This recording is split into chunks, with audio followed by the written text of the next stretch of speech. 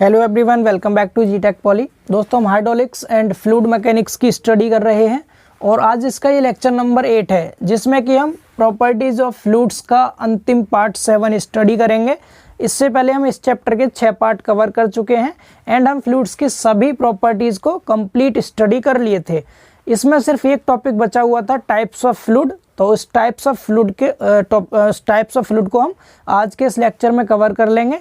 And last lecture में मैंने आपको 2 इंपॉर्टेंट प्रॉपर्टी पढ़ाई थी, बल्क मॉडुलस एंड कंप्रेसिबिलिटी।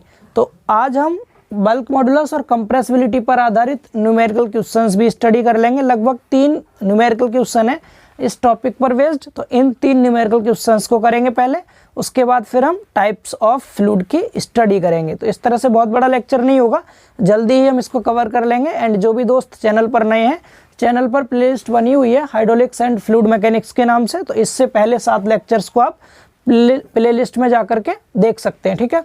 तो चलिए क्वेश्चन नंबर 1 से हम स्टार्ट करते हैं, बट उससे पहले आपको एक बार मैं फॉर्मूला समझा दूं बल्क मॉडुलस का और कंप्रेसिबिलिटी का।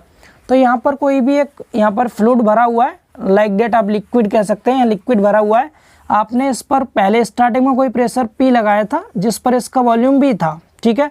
अब आपने इस प्रेशर की वैल्यू बढ़ा दी, पहले P प्रेशर था, अब प्रेशर कितना कर दिया आपने, P प्लस DP, यानी DP जो प्रेशर है इतना आपने इंक्रीज कर दिया प्रेशर।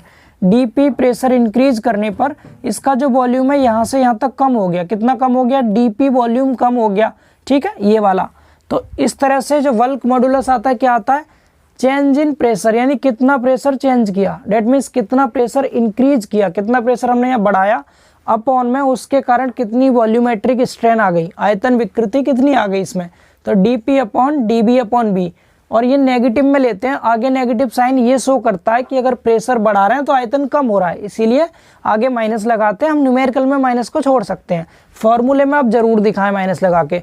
समझ पा रहे हैं आप लोग, ठीक है। और जो कंप्रेसिबिलिटी होता है वो बल्क मॉडुलस K का इनवर्सली प्रोपोर्शनल होता है, मतलब कि बीटा इक्वल टू 1/K होता है। ये आपको 2 फॉर्मूले याद रखने हैं, सिर्फ सभी क्वेश्चंस आपको इजीली हो जाएंगे, ठीक है।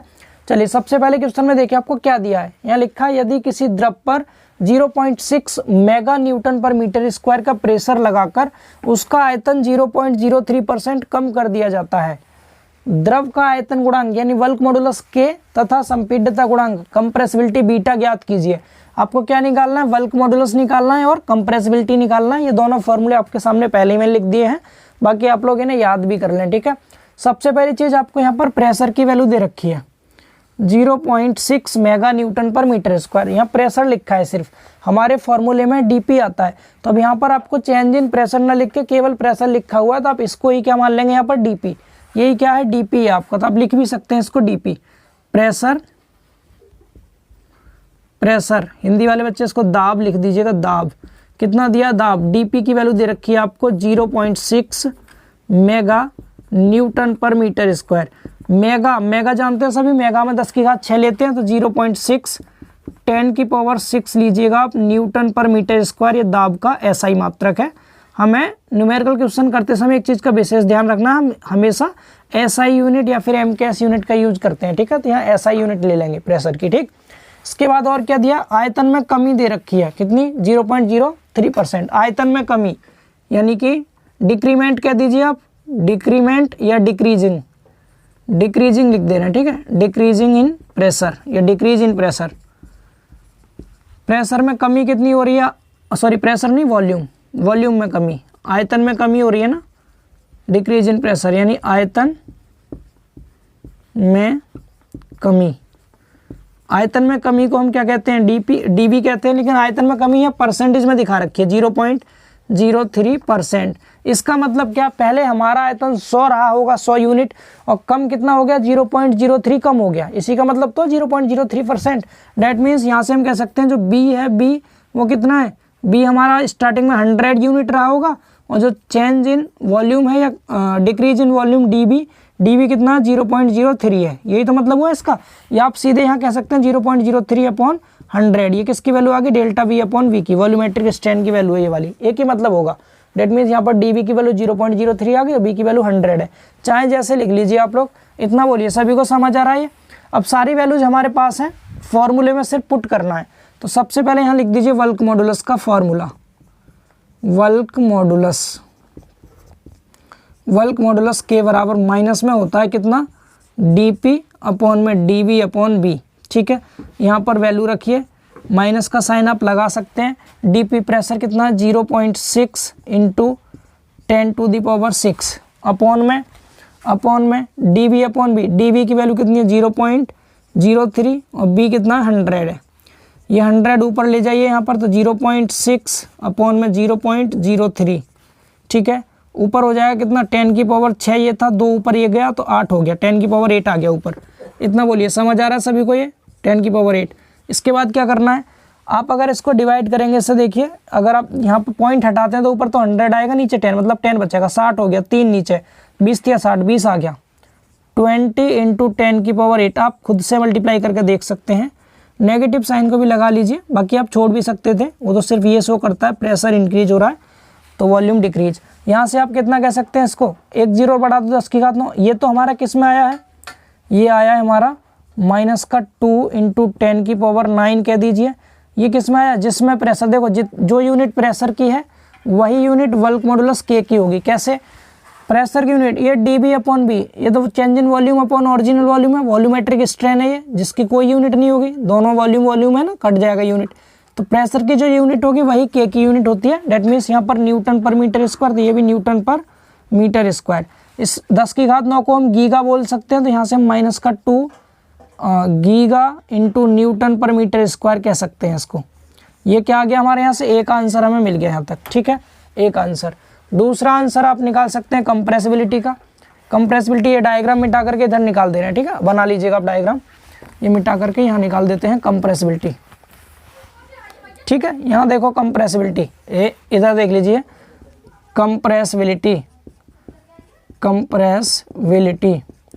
कंप्रेसिबिलिटी को बीटा इक्वल टू क्या बोलते हैं, 1/k बोलते हैं, 1/k। ठीक है, तो यहाँ से बीटा बराबर कितना हो जाएगा, माइनस की वैल्यू, के की वैल्यू माइनस में थी, अब माइनस लगा भी सकते हैं, छोड़ भी सकते हैं, उससे न्यूमेरिकल क्वेश्चन गलत नहीं होगा। 1/2 आ जाएगा। किस में था ये, गीगा न्यूटन पर मीटर स्क्वायर नीचे था ना, तो यहाँ पर ये कितना आ जाएगा, डिवाइड कीजिए दोनों को, तो 0.5 आएगा, 0.5। आगे नेगेटिव साइन लगा सकते हैं, यूनिट उल्टा कर देंगे इसको, मीटर स्क्वायर पर गीगा न्यूटन, ये इसका आंसर हो गया। ठीक है, तो हमारा वल्क मॉडुलस भी निकल गया और कंप्रेसिबिलिटी भी निकल गया। आसान क्वेश्चन था, उम्मीद है समझ आया होगा सभी को। ये इसको रफ करते हैं और दूसरे क्वेश्चन की ओर मूव करते हैं। ठीक है, स्क्रीनशॉट आप ले लीजिए इसका। चलिए समझते हैं सेकंड क्वेश्चन। इसमें लिखा है, यदि किसी द्रव का दाब 70 न्यूटन पर सेंटीमीटर स्क्वायर से 130 न्यूटन पर सेंटीमीटर स्क्वायर बढ़ा दिया जाए तथा आयतन 0.15% कम कर दिया जाए, तो द्रव का आयतन प्रत्यास्थता गुणांक यानी वल्क मॉडुलस ऑफ इलास्टिसिटी के ज्ञात कीजिए। सिंपल सा क्वेश्चन है। सबसे पहले क्या दे रखा है आपको, स्टार्टिंग में जो प्रेशर है वो 70 न्यूटन पर सेंटीमीटर स्क्वायर है और बाद में बढ़ाकर इसको 130 न्यूटन पर सेंटीमीटर स्क्वायर कर दिया गया। मतलब प्रारंभिक दाब दिया है आपको यहाँ पर, प्रारंभिक दाब, इंग्लिश में आप कह सकते हैं इसको इनिशियल प्रेशर। ठीक है, इनिशियल प्रेशर कितना दे रखा है आपको, 70 न्यूटन पर सेंटीमीटर स्क्वायर और बाद में कितना हो गया, अंतिम दाब आप फाइनल प्रेशर कह सकते हैं, फाइनल प्रेशर लास्ट में प्रेशर हो गया 130 न्यूटन पर सेंटीमीटर स्क्वायर। तो कितना बढ़ गया, 70 से 130 हो गया, तो 60 न्यूटन पर सेंटीमीटर स्क्वायर बढ़ गया प्रेशर, यानी दाब में वृद्धि आप कह सकते हैं इंक्रीज इन प्रेशर। इसको हम डीपी से डिनोट करेंगे। ठीक है, इंक्रीज इन प्रेशर। कितना इंक्रीज हुआ, 130 में से 70 माइनस कर दो तो कितना बचेगा, 60 बचाइए। ठीक है, 60 न्यूटन पर सेंटीमीटर स्क्वायर। इसके यूनिट कन्वर्जन की आवश्यकता नहीं है, बिकॉज यहाँ पर जो हमारी वॉल्यूमेट्रिक स्ट्रेन आती है dB/V वो यूनिट लेस होता है, तो जिसमें प्रेशर दिया उसी में हम आंसर के निकाल देंगे, तो इसलिए बहुत दिक्कत नहीं आएगी। ठीक है, अब आपको यहाँ पर आयतन दे रखा है 0.15% कम कर दिया जाता है, सीधे लिख दीजिएगा आप आयतन में कमी, आयतन में कमी यानी decrease in pressure, in volume, pressure नहीं वॉल्यूम, डिक्रीज इन वॉल्यूम। यहाँ पर डिक्रीज इन वॉल्यूम दे रखा है 0.15%, तो हम इसे डायरेक्ट कह सकते हैं क्या, आपको यहाँ पर dV/V की वैल्यू दे रखी है 0.15/100, यही तो दे रखा है, समझ पा रहे हैं। ये बढ़ रहा है, ये बढ़ रहा है, ये कम हो रहा है, तो हमारा जो K निकालेंगे वल्क मॉडुलस के बराबर माइनस लगाएंगे आगे, क्योंकि प्रेशर बढ़ रहा है और ये वॉल्यूमेट्रिक स्ट्रेन कम हो रहा है। ठीक है, वैल्यूज पुट कीजिए। प्रेशर की वैल्यू 60 थी, ये कितना 0.15 और अपॉन में 100। ठीक, ये 100 ऊपर चला जाएगा, यहाँ 6000 हो गया, नीचे हो गया 0.15। यहाँ से इस पॉइंट को हटाएंगे तो ऊपर आपका 100 से मल्टीप्लाई हो जाएगा, तो ऊपर हो गया 6, 3 0 गुणा 100 अपॉन नीचे कितना है 15। 15 से काटिए, 4 बार कट गया 60, 4 के पीछे 4 0 आ गई, कितनी 4, 1 2 3 4 0। किस में आएगा, जिसमें प्रेशर था, न्यूटन पर सेंटीमीटर स्क्वायर। ये इसका आंसर हो गया। ठीक है, मीटर में चेंज करने की आवश्यकता नहीं है। आंसर किस में दे रखा है, आंसर भी आपका हाँ इसी में दे रखा है, न्यूटन पर सेंटीमीटर स्क्वायर में, बिल्कुल सही है। ठीक है, ये आंसर हो गया। आसान क्वेश्चन था, बिल्कुल सिंपल सा, आप लोग कर सकते थे इसको इजीली। ठीक है, एक और लास्ट क्वेश्चन देखते हैं, इसी टॉपिक पर बेस्ड है। बहुत सिंपल क्वेश्चन है ये, इससे टफ आएंगे भी नहीं। ठीक है, आसान क्वेश्चन पूछता है एग्जाम में भी, बट हमें फॉर्मूले याद नहीं रहते, तब हमें दिक्कत हो जाती है। ये फॉर्मूले अगर आपको याद है, आप इजीली कर पाएंगे। एक और क्वेश्चन देखते हैं, उसके बाद टाइप्स ऑफ फ्लूइड पढ़ेंगे। ठीक है, चलिए स्क्रीनशॉट लीजिए इसका। चलिए समझते हैं, तीसरा और लास्ट न्यूमेरिकल क्वेश्चन है आज के लेक्चर का। इसमें लिखा है, एक सिलेंडर में किसी द्रव को 80 न्यूटन पर सेंटीमीटर स्क्वायर दाब, यानी प्रेशर दे रखा है 80 न्यूटन पर सेंटीमीटर स्क्वायर। इस पर आयतन 0.0125 मीटर क्यूब, यानी वॉल्यूम दे रखा है 0.0125 मीटर क्यूब से 150 न्यूटन पर सेंटीमीटर स्क्वायर दाब, यानी प्रेशर बढ़ाकर आयतन 0.0124 मीटर क्यूब तक दबाया जाता है। द्रव का आयतन प्रत्यास्थता गुणांक यानी बल्क मॉडुलस ज्ञात करना है। अब यहाँ क्या दे रखा है, यहाँ पहले स्टार्टिंग में प्रेशर कितना था, 80 न्यूटन पर सेंटीमीटर स्क्वायर था। बाद में प्रेशर कितना बढ़ा दिया गया, 150 न्यूटन पर सेंटीमीटर स्क्वायर। तो पहले लिखिए यहाँ पर क्या, प्रारंभिक दाब, इंग्लिश में कह सकते हैं आप इनिशियल प्रेशर दे रखा है हमें, इनिशियल प्रेशर कितना था, 80 न्यूटन पर सेंटीमीटर स्क्वायर। ठीक है, एंड बाद में अंतिम दाब कितना है, अंतिम दाब यानी फाइनल प्रेशर की वैल्यू है 150 न्यूटन पर सेंटीमीटर स्क्वायर। ये फाइनल प्रेशर था। अब अगर मैं कहूँ कितना प्रेशर यहाँ पर बढ़ रहा है, पहले 80 था, फिर कितना हो गया 150, तो 80 से 150 हो रहा है, डेट मीन्स 70 न्यूटन पर सेंटीमीटर स्क्वायर बढ़ रहा है ये। तो आप लिख सकते हैं दाब में वृद्धि, इंग्लिश में इंक्रीज इन प्रेशर।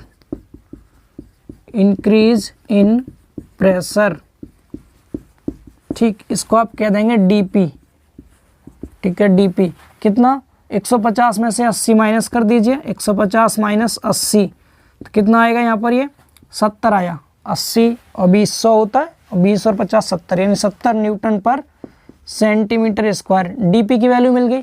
अब हमें क्या चाहिए, हमें वॉल्यूम और चाहिए। देखो स्टार्टिंग में वॉल्यूम कितना है, जब स्टार्टिंग में प्रेशर इतना था तो वॉल्यूम था, इस प्रेशर पर वॉल्यूम था 0.0125 मीटर क्यूब, यानी आप कह सकते हैं प्रारंभ में आयतन या प्रारंभिक आयतन यानी दाब लगाने से पहले, जब स्टार्टिंग में दाब लग रहा था तब आयतन कितना था, तो इनिशियल वॉल्यूम था 0.0125 मीटर क्यूब, इतना था स्टार्टिंग में वॉल्यूम। बाद में वॉल्यूम कम हो गया, फिर अंतिम वॉल्यूम कम हो गया, अंतिम आयतन यानी फाइनल वॉल्यूम कितना है, फाइनल कम हो गया 0.0124 मीटर क्यूब हो गया। अब अगर मुझे यहाँ पर बताना है आयतन में कमी कितनी हो रही है, आयतन में कमी होती है, आयतन में कमी यानी डिक्रीज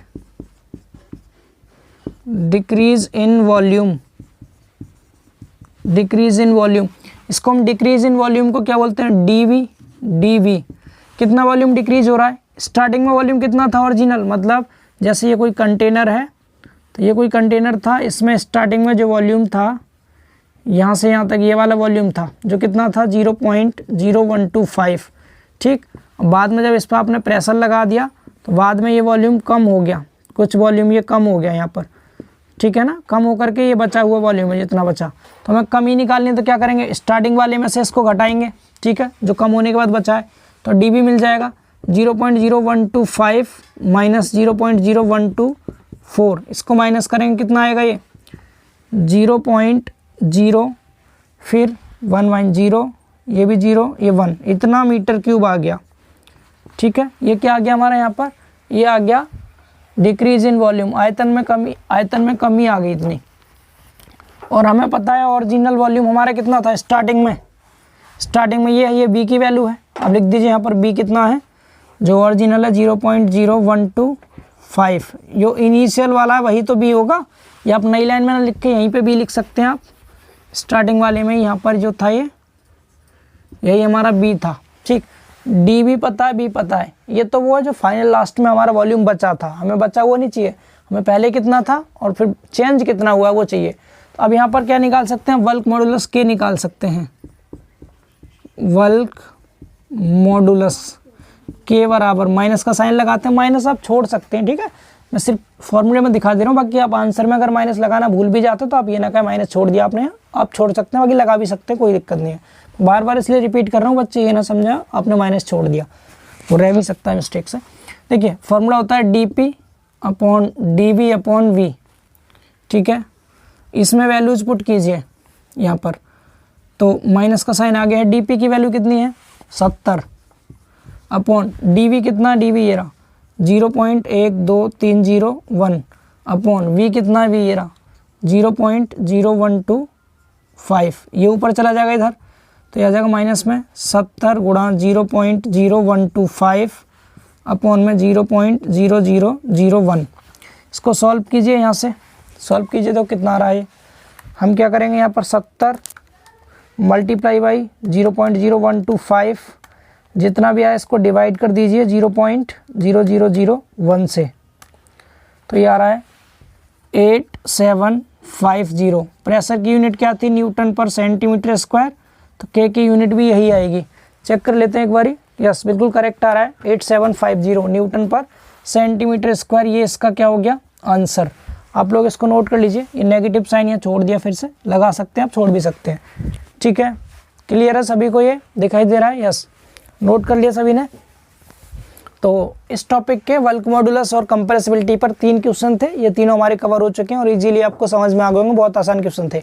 अब इस टॉपिक का एक यानी इस चैप्टर का एक अंतिम टॉपिक समझते हैं, टाइप्स ऑफ फ्लूइड। अब टाइप्स ऑफ फ्लूइड को मैं आपको बोर्ड पे नहीं समझा रहा, मैं उसे आपको स्लाइड में शो करा दे रहा हूँ, उसी में समझा दे रहा हूँ स्लाइड में, बिकॉज थ्योरी पार्ट है, स्लाइड में हम इफेक्टिवली जल्दी ही समझ लेंगे। और यहाँ पर मैं आपको टाइप्स ऑफ फ्लूइड सिर्फ उतना पढ़ा रहा हूँ जितना आपके सिलेबस में है, हालांकि अगर आप बीटेक में या जेई की प्रिपरेशन में पढ़ेंगे आगे जाके तो बहुत टाइप के फ्लूइड्स देखेंगे, आपके सिलेबस में सिर्फ 2 तो दे रखे हैं उसके व्यवहार के आधार पर, है ना, एक तो उसके कंप्रेसिबिलिटी के आधार पर दे रखा है लिक्विड और गैस, दूसरा उसके नेचर के आधार पर दे रखा है, एक दे रखा है आपको आइडियल फ्लूइड दे रखा है, एक रियल फ्लूइड दे रखा है, एक न्यूटन के नियम पर आधारित दे रखा है आपको न्यूटोनियन फ्लूइड और नॉन न्यूटोनियन फ्लूइड, सिर्फ इतना आपके सिलेबस में है 6 टाइप के फ्लूइड।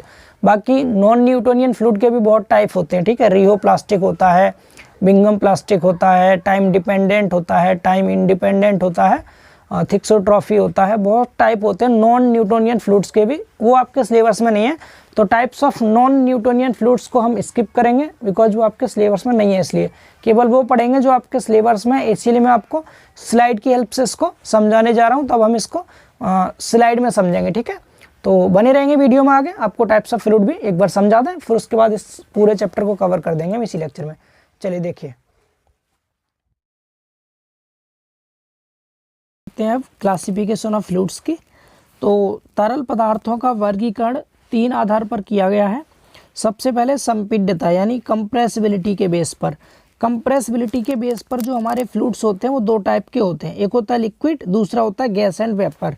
यानी कि आपने बचपन में पढ़ा भी होगा पदार्थ की अवस्थाएं, ठोस, द्रव, गैस। तो यहाँ पर जो द्रव और गैस होते हैं ये फ्लूइड के ही दो टाइप होते हैं कंप्रेसिबिलिटी के आधार पर। कंप्रेसिबिलिटी मतलब संपीड्यता के आधार पर, उसको अगर हम दबा करके देखेंगे तो उसके आधार पर बताएंगे हम।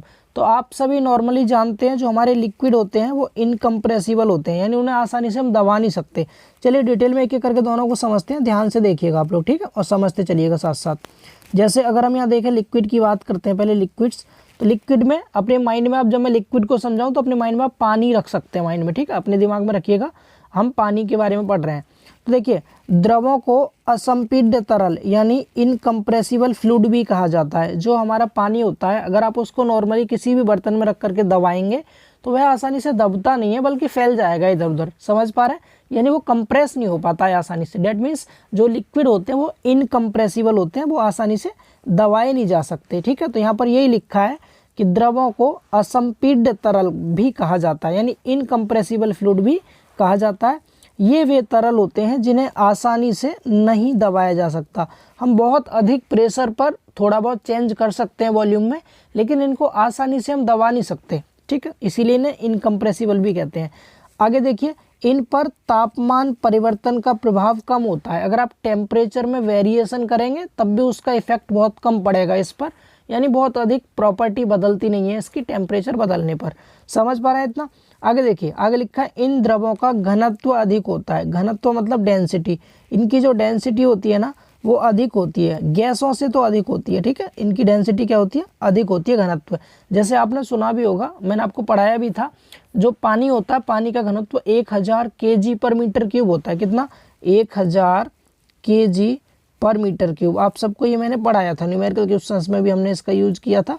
तो 1000 kg पर मीटर क्यूब काफ़ी ज़्यादा है, ठीक है, यानी कि इनका घनत्व जो होता है अधिक होता है।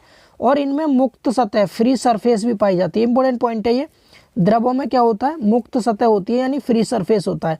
फ्री सरफेस से मतलब है यहाँ पर, फ्री सरफेस से क्या मतलब है, जैसे अगर हमने कोई भी फ्लूइड है हमारे पास, लाइक डेट, ये मैंने किसी भी कंटेनर में यहाँ पर कोई फ्लूइड भर दिया, ठीक है, आप देख सकते हैं यहाँ पर मैंने कोई एक फ्लूइड भर रखा है। अगर आप देख पा रहे होंगे तो इसकी जो ऊपर वाली सतह है, ये वाली सतह, ये बिल्कुल फ्री है, यानी मुक्त सतह ये वाली।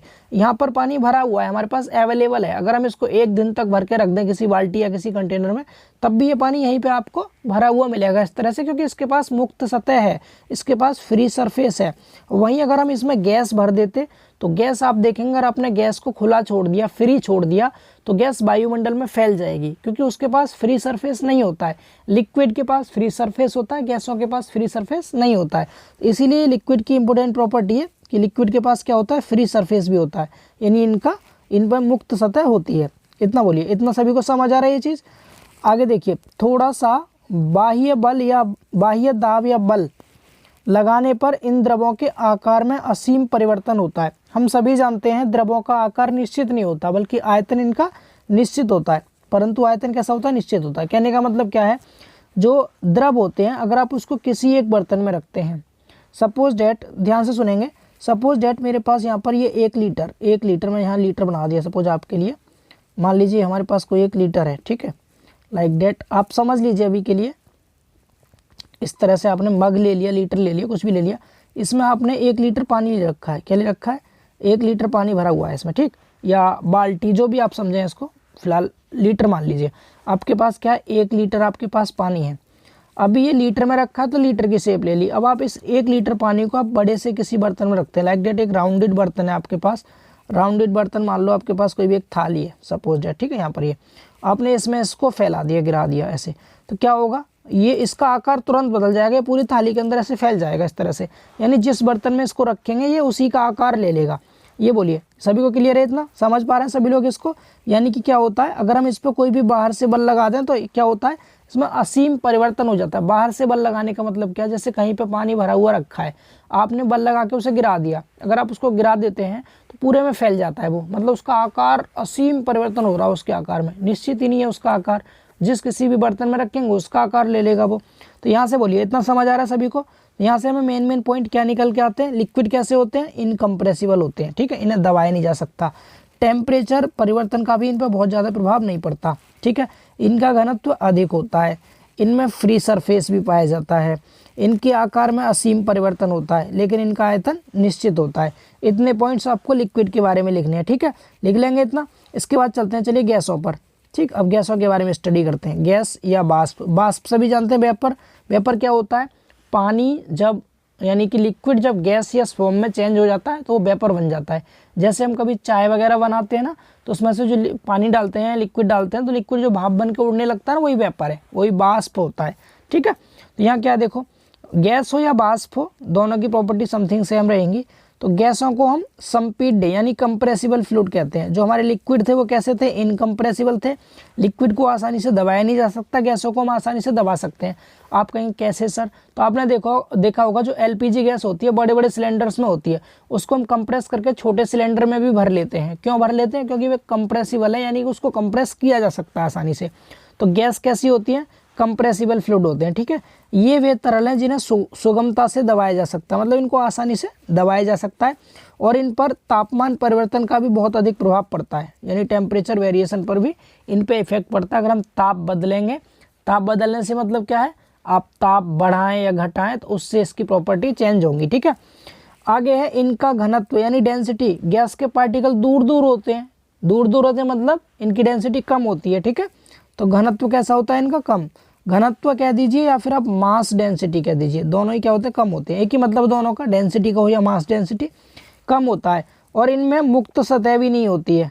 मुक्त सतह भी नहीं होती मतलब फ्री सरफेस नहीं होता। अगर आप कहीं पे फ्री छोड़ देंगे गैस को तो फैल जाएगी सब में। ठीक है, यानी ये रखे जाने वाले बर्तन में पूर्ण रूप से स्थान ग्रहण कर लेती है, मतलब पूरी तरह से फैल जाती है आप जिस किसी बर्तन में न रखेंगे।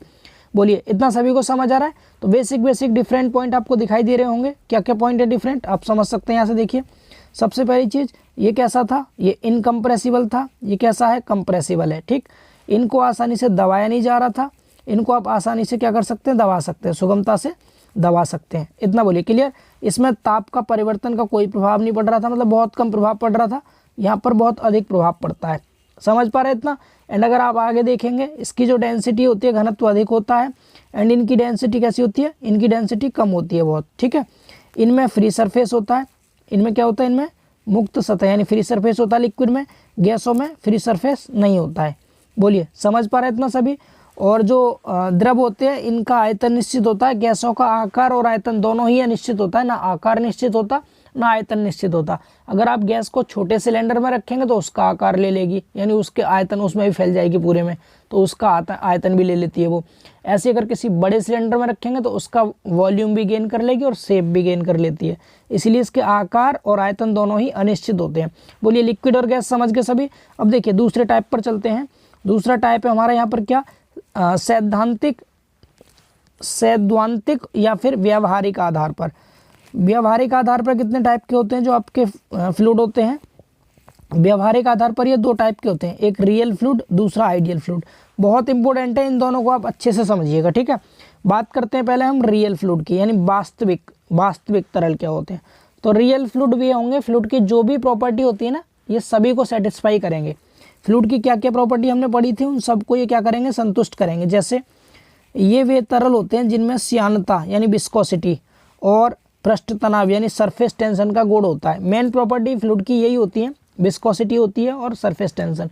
विस्कोसिटी का मतलब क्या है? कोई फ्लूइड अगर बह रहा है तो विस्कोसिटी उसको बहने से रोकती है। ठीक है, अगर विस्कोसिटी नहीं होती किसी फ्लूइड में तो फ्लूइड लगातार बहता ही रहता। विस्कोसिटी एक तरह से फ्लूइड का फ्रिक्शन होता है। ठीक है, जैसे हम ठोस पदार्थों में घर्षण पड़ते हैं ना, वैसे ही फ्लूइड के अंदर जो फ्रिक्शन होता है वो क्या होता है? एक तरह का विस्कोसिटी होता है जो एक दूसरी लेयर पर लगता है। ठीक है, इसकी प्रॉपर्टी आपको डिटेल में पढ़ा चुके हैं। तो ये प्रॉपर्टी जिसमें होगी विस्कोसिटी का गुण होना ही चाहिए जरूर। अगर नहीं होगा तो फ्लूइड आपको बहता ही रहेगा, रुकेगा ही नहीं कभी, इसीलिए श्यानता होनी चाहिए। दूसरी चीज़ सरफेस टेंशन भी होता है। सरफेस टेंशन, ये दोनों गुण जिस किसी भी फ्लूइड में होंगे वे सभी फ्लूइड आपके रियल फ्लूइड के अंतर्गत आते हैं। ठीक है, अतः एक श्यान तरल को वास्तविक तरल भी कहते हैं। जो हमारा विस्कस फ्लूइड होता है ना, इसको ही हम रियल फ्लूइड भी कहते हैं। अतः वास्तविक तरल वे तरल होते हैं जो अपनी किसी भी कण के विस्थापन में कुछ ना कुछ प्रतिरोध अवश्य उत्पन्न करते हैं। मतलब कहने का ये है कि कौन से तरल होंगे? ये वे तरल हैं जो अपने कण के विस्थापन में, कण के विस्थापन से मतलब क्या है, अगर आप फ्लूइड को फ्लो कराएंगे तो इसके जो पार्टिकल है एक जगह से दूसरी जगह जा रहे हैं, मतलब पार्टिकल्स में डिस्प्लेसमेंट हो रहा है। तो इसके पार्टिकल एक प्लेस से जब दूसरी प्लेस पे जाते हैं तो उनमें कुछ ना कुछ प्रतिरोध ये जरूर उत्पन्न करेंगे जो वास्तविक फ्लूइड होते हैं। क्यों करेंगे प्रतिरोध उत्पन्न? क्योंकि इनके पास क्या है, इनके पास विस्कोसिटी है, इनके पास श्यानता है, श्यानता, ठीक है। इसीलिए ये कुछ ना कुछ विस्थापन का विरोध अवश्य करते हैं। बोलिए, इतना समझ पा रहे हैं सभी? तो ऐसे आप लिख लेंगे आसानी से, बिल्कुल सिंपल लिखिएगा। क्या कि इनमें क्या होता है, विस्कोसिटी का गुण होता है, सरफेस टेंशन का गुण भी होता है, और अपने विस्थापन में ये कुछ ना कुछ प्रतिरोध अवश्य उत्पन्न करते हैं। ठीक, अब बात करते हैं आइडियल फ्लूइड की। आइडियल फ्लूइड रियल फ्लूइड का बिल्कुल उल्टा होगा, ठीक है। इसकी विस्कोसिटी कैसी होती है, इसकी विस्कोसिटी देखो, रियल फ्लूइड में विस्कोसिटी जरूर थी, यहाँ पर विस्कोसिटी नहीं होगी, यहाँ पर सरफेस टेंशन नहीं होगा, यहाँ पर कंप्रेसिबिलिटी नहीं होगी, ये सब गुण इसमें होंगे ही नहीं, जबकि रियल फ्लूइड में ये सभी गुण होते हैं। तो उसका बिल्कुल उल्टा करके आप लिख दीजिएगा इसको, ठीक है, नहीं होता है। मैंने खुद इसको बोल्ड कर रखा, आप समझ लीजिएगा इसको, ठीक है। आगे देखिए, इसको आइडियल फ्लूइड को हिंदी में आदर्श तरल कहते हैं। तो एक आदर्श तरल वास्तव में घर्षण रहित होता है, इस पर फ्रिक्शन ही नहीं लगेगा, तभी तो विस्कोसिटी नहीं है इसमें। घर्षण रहित मतलब जिसमें विस्कोसिटी ना हो। अतः आदर्श तरल वे तरल होते हैं जो अपने किसी भी कण के विस्थापन में कोई भी प्रतिरोध उत्पन्न नहीं करते, बिल्कुल रियल फ्लूइड का उल्टा है। तो क्या नेचर में ऐसा कोई फ्लूइड संभव है जिसमें बिल्कुल विस्कोसिटी ना हो? ऐसा कोई फ्लूइड पॉसिबल ही नहीं है। इसीलिए जो आइडियल फ्लूइड होते हैं ना, ये इमेजिनरी फ्लूइड होते हैं, काल्पनिक होते हैं, ये वास्तव में संभव नहीं होते हैं। इनकी कल्पना की जा सकती है अगर किसी भी फ्लूइड के अंदर विस्कोसिटी, सरफेस टेंशन, कंप्रेसिबिलिटी ये सब गुण नहीं होते तो वे फ्लूइड हमारे आइडियल फ्लूइड होते हैं, ठीक है। बोलिए, क्लियर है इतना? सभी को समझ आ गया है? अब बात करते हैं तीसरे टाइप पर। तीसरा है हमारा न्यूटन के श्यानता नियम के आधार पर। अब न्यूटन के श्यानता नियम के आधार पर जो फ्लूइड होते हैं ये भी दो टाइप के होते हैं, न्यूटन के श्यानता नियम पर आधारित। एक होता है न्यूटोनियन फ्लूइड, दूसरा होता है नॉन न्यूटोनियन फ्लूइड। तो बिल्कुल सिंपल है। न्यूटोनियन फ्लूइड को देखिए क्या होते हैं, ये वे फ्लूइड होते हैं जिनमें कर्तन प्रतिबल यानी शियर स्ट्रेस जो होता है वो कर्तन विकृति की दर, रेट ऑफ शियर स्ट्रेन या फिर वेलोसिटी ग्रेडियंट के समानुपाती होता है। कहने का मतलब क्या है? कहने का मतलब ये है कि वे सभी फ्लूइड जो न्यूटन के विस्कोसिटी के नियम का पालन करते हैं, जो क्या करते हैं, न्यूटन के श्यानता नियम का पालन करते हैं, न्यूटन के श्यानता नियम का पालन करते हैं। श्यानता नियम क्या होता है? Shear stress tau is directly proportional to velocity gradient du upon dy, यही तो था श्यानता, न्यूटन का श्यानता नियम। तो इसका जो पालन करेंगे वे क्या होंगे? न्यूटोनियन फ्लूइड होंगे, और जो इसका पालन नहीं करेंगे वे कैसे होंगे? वे नॉन न्यूटोनियन फ्लूइड होंगे। तो न्यूटोनियन समझ गए आप सभी, शियर स्ट्रेस इसमें डायरेक्टली प्रोपोर्शनल होता है वेलोसिटी ग्रेडियंट के, du अपॉन dy के, ठीक है। या आप ये कह सकते हैं वे सभी तरल पदार्थ जो न्यूटन के श्यानता नियम का पालन करते हैं न्यूटोनियन तरल कहलाते हैं, ठीक। अब नॉन न्यूटोनियन क्या हो जाएगा? वे यानी ये वे तरल होते हैं जिनमें कर्तन प्रतिबल, कर्तन विकृति की दर या वेग प्रवणता के समानुपाती नहीं होता। डेट मीन्स जो डायरेक्टली प्रोपोर्शनल ना हो, यानी कि जो न्यूटन के श्यानता नियम का पालन ना करे, वो क्या होगा? वो आपका नॉन न्यूटोनियन फ्लूइड होगा। अब डिप्लोमा के सिलेबस में सिर्फ यही 6 टाइप दे रखे हैं, मेनली यही 6 टाइप थे, यानी 3 आधार पर इनको क्लासीफाई किया गया था। अब ये जो नॉन न्यूटोनियन फ्लूइड है ना, नॉन न्यूटोनियन फ्लूइड के भी टाइप होते हैं, बट आपके सिलेबस में नहीं है, इसीलिए हम यहाँ पर उन्हें डिस्कस नहीं करेंगे। अब ये जो PDF है ना, ये PDF आपको मैं टेलीग्राम पर भेज दे रहा हूँ। यहाँ तो हिंदी में लिखा था, अब नीचे मेरे हाथ के लिखे हुए नोट्स हैं जो इंग्लिश में भी है यहाँ पर, ठीक है। इंग्लिश वाले बच्चे यहाँ से इस PDF से आप देख के लिख लीजिएगा। जैसे मैंने टाइप्स ऑफ फ्लूइड में यहाँ पर आइडियल फ्लूइड समझाया है। आइडियल फ्लूइड आपको बताया था क्या होता है। An ideal fluid is one which has no viscosity, no surface tension and are incompressible, यानी ना तो इनमें विस्कोसिटी होती, ना इनमें सरफेस टेंशन होता, और ये असंपीड्य होते हैं। इसमें म्यू की वैल्यू भी 0, सिग्मा की वैल्यू भी 0। समझ पा रहे हैं सभी? In nature no fluid is having such properties thus it is an imaginary fluid, यानी नेचर में ऐसा कोई फ्लूइड ही नहीं है जिसके अंदर ये प्रॉपर्टी ना हो, इसीलिए क्या है, यह एक इमेजिनरी फ्लूइड है, काल्पनिक फ्लूइड है, ठीक है। सेम इधर इंग्लिश में रियल फ्लूइड के बारे में भी लिखा है। रियल फ्लूइड में ऊपर वाली सभी प्रॉपर्टी होंगी। ए fluid which possess properties such as viscosity, surface tension, compressibility is called as real fluid. All fluids in nature are real fluid. Nature में जितने भी फ्लूइड है ना सभी रियल फ्लूइड है। सेम ऐसे यहाँ पर न्यूटोनियन फ्लूइड को समझाया गया है। Those fluids which follows the Newton's law of viscosity tau is directly proportional to du/dy are called as Newtonian fluid. ठीक है, अब यहाँ पर इसको एक्सप्लेन भी कर रखा है नीचे, जो आपके सिलेबस के बाहर है चीज़ें। ठीक है, तो उनको आपको समझने की आवश्यकता नहीं, सिर्फ आप डेफिनेशन लिख दीजिएगा। यहाँ पर कुछ एग्जांपल दिखा रखे हैं न्यूटोनियन फ्लूइड के। वाटर हो गया, एयर हो गया, diesel, petrol, alcohol, oil, kerosene, mercury, benzene and all gases etcetera. ये सभी क्या है, न्यूटोनियन फ्लूइड के एग्जाम्पल हैं। ये सब एग्जाम्पल्स जेईई एग्जाम्स में पूछे जाते हैं। आप लोगों के लिए जरूरी हो तो आप लिख लीजिएगा इंग्लिश के नोट्स जो मैं आपको दे रहा हूँ यहाँ से। सेम ऐसे आप नॉन न्यूटोनियन फ्लूइड में क्या बोलेंगे, जो न्यूटन के नियम का पालन नहीं करता। Those fluids which does not obey the Newton's law of viscosity are called as non Newtonian fluid. Tau is not equal to mu into du/dy। That means tau जो है वो डायरेक्टली प्रोपोर्शनल नहीं है du/dy के। इसकी आगे एक equation होती है। अब ये सब बीटेक में पढ़ेंगे आप आगे जाके, तो यहाँ मैं इनको एक्सप्लेन नहीं कर रहा। नॉर्मली आप लोग सिर्फ थ्योरी लिख लीजिएगा। ठीक है, बाकी ये सब न्यूमेरिकल क्वेश्चंस मैंने आपको ऑलरेडी करा ही दिए हैं। तो बस यही था इसमें जो हमारा बचा हुआ पोर्शन था। उम्मीद आप सबको समझ आया होगा। तो हमने टोटल ये कवर कर लिया अपना। ठीक है, समझ आ गया होगा सभी को। तो चलिए फिर आज के इस लेक्चर में इतना ही रखते हैं। उम्मीद है आपको समझ में आया होगा। थोड़ी मोड़ी अगर प्रॉब्लम्स आई हो समझने में तो माफ़ी चाहते हैं। स्लाइड में कराने का रीज़न सिर्फ यही था, टाइम बच सके, बार बार बोर्ड पर ना लिखना पड़े। उससे हमारा थोड़ा फ़ायदा हो गया, हमें टाइम थोड़ा कम लगा है। ठीक है, बाकी आपको कोई कैसी भी प्रॉब्लम है आप पर्सनली टेलीग्राम पर पूछ सकते हैं, कमेंट सेक्शन में पूछ सकते हैं। बहुत ज़्यादा टफ चीज़ नहीं थी, इसलिए इजीली इसको कवर करा दिया। कल से हाइड्रोस्टैटिक प्रेशर हम स्टार्ट करेंगे और उसको बोर्ड पर ही कवर करेंगे। ठीक है, तो मिलते हैं फिर बहुत जल्द अगले लेक्चर में। तब तक के लिए बाय बाय, टेक केयर।